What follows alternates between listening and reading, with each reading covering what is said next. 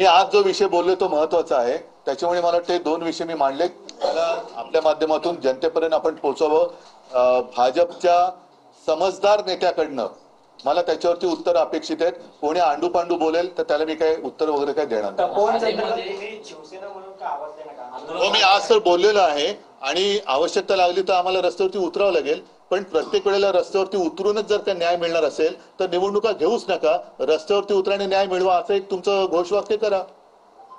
National green tribunal जैसी भी संस्था है, वहाँ पर भी आवाज उठा सकते हैं. अच्छा, आप इसको इस तपोवन के विषय नहीं कुछ फायदा होने वाला है क्या? आज तक नहीं उठाया गया.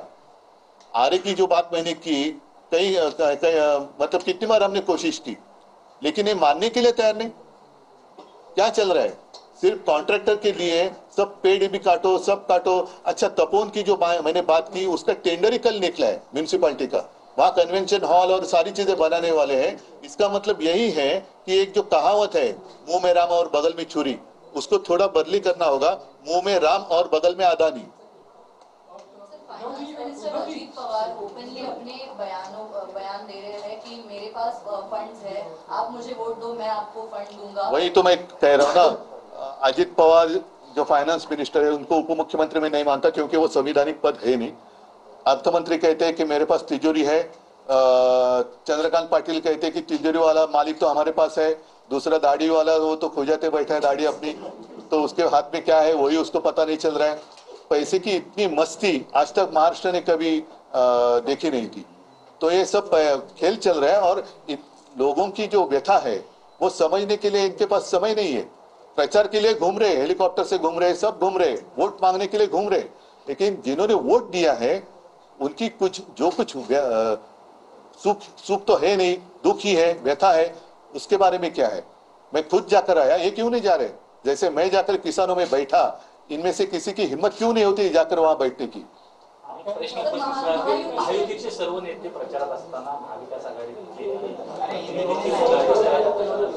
सर, महायुति के भीतर और भी कुछ चीजें सामने आ रही है. भारतीय जनता पार्टी और शिवसेना के एकनाथ शिंदे के गुट के नेता एक दूसरे के कुछ स्कैम्स एक्सपोज कर रहे हैं. संतोष बांगर ने 50 करोड़ लिए, उसके साथ मिले. क्या कार्रवाई कौन करेगा?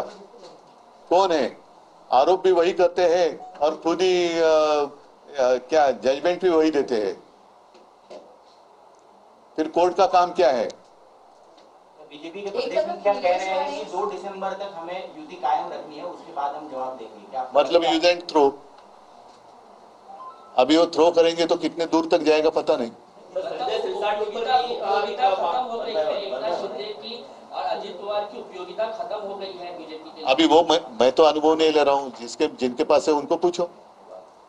लेकिन वो बातें बाद में. लेकिन आज जो मैंने 2 मुद्दे उठाए, एक तो बीजेपी का झूठा हिंदुत्व और झूठी देशभक्ति.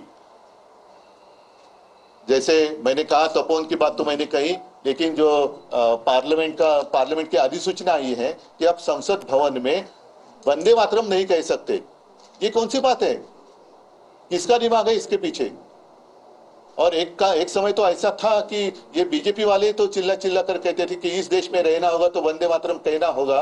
तो मेरे सांसद तो वहां जाकर वंदे मातरम कहेंगे. अगर बीजेपी में हिम्मत है तो मेरे सांसदों को बाहर निकल कर दिखाइए, और अगर नहीं तो ये चीज जिसने की है वो कौन है उसको निकालो बाहर, भेजो ना उसको. उन्हीं की प्यारी भाषा कुछ होती ना कि उनको भेजो पाकिस्तान ना अभी फिर.